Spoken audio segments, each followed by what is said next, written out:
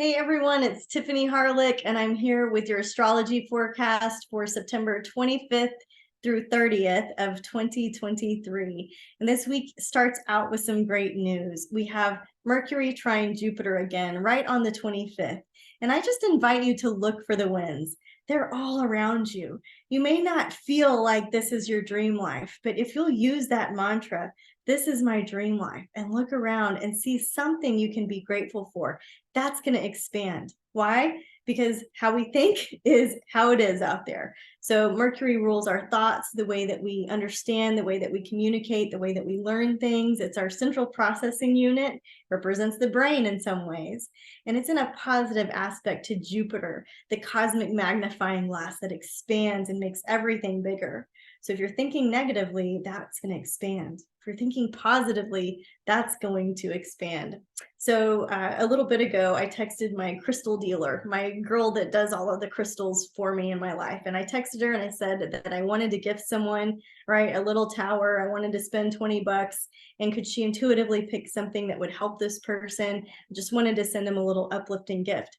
And she said, I'm so honored to do that for you. And I'm so touched that you're doing that I'm going to match your gift and do the same for somebody else. That is an example of Mercury trine Jupiter, of paying it forward, of letting your goodness expand out there in the world, just tapping into something that's bigger. And there's really flow, especially with the way that you articulate things, the way you communicate things.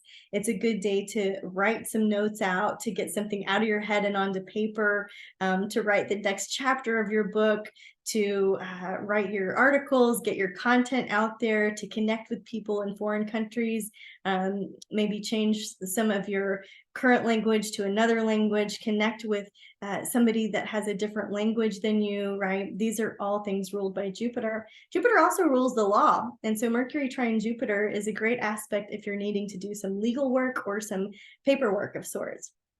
On the 29th, Venus is going to square Uranus. And so just as we get that good news, the energy will shift a little. So the 26th through 29th, things start to feel a little more unpredictable. This is not really a great time to roll the dice when it comes to love and money. This is a time to be more conservative. You don't want to tackle the most challenging conversation right now. It can be kind of explosive. Uranus is the Tower card for my tarot lovers. Uranus is the thing that kind of changes things up and is very volcanic and creates sudden change, right? So people are outside of their comfort zones right now. You never know what someone is going through. So we want to have patience and grace and allow people to get through some of their outbursts, right? We also have a full moon in Aries on the 29th. I'm just double checking the time here. It's at 4:57 a.m. Central Time. So September 29th, the full moon in Aries. Here is an intention you can play with and tweak. I forgive my past. I enjoy the present.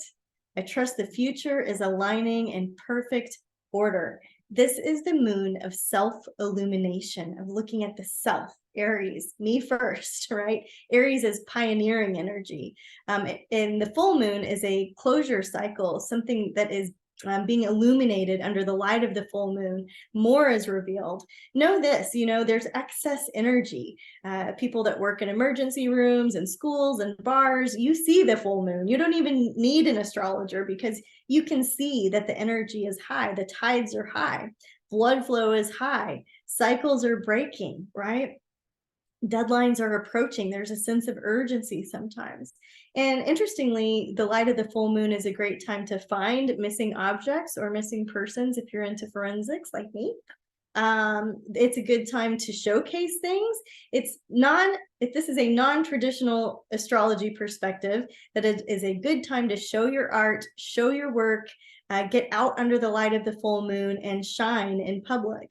Not typically the best time to do your intuitive work. So I would not probably schedule like a platform show. Like I wouldn't probably schedule something like that to showcase my work.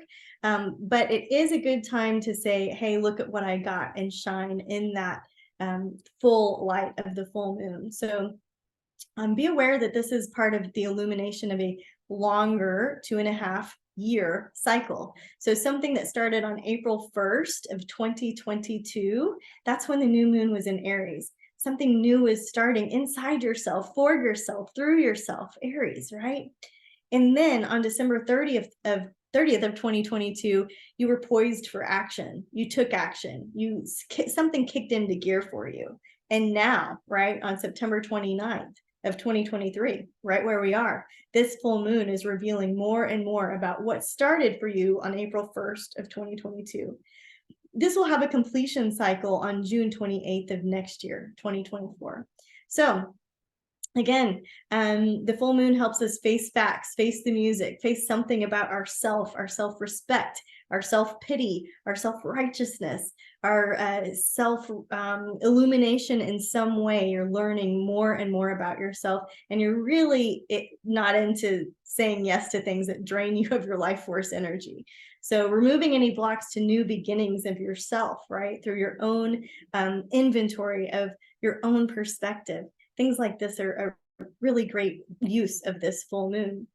On the 30th, Mercury will be out of shadow. So no more retrograde BS, right? We're going to be kind of back into the land of flow, and it's going to feel like a great release after that moon. So communications, details, kind of an understanding that things are returning to normal, whatever normal is. Things have been rewired, whatever that means for you.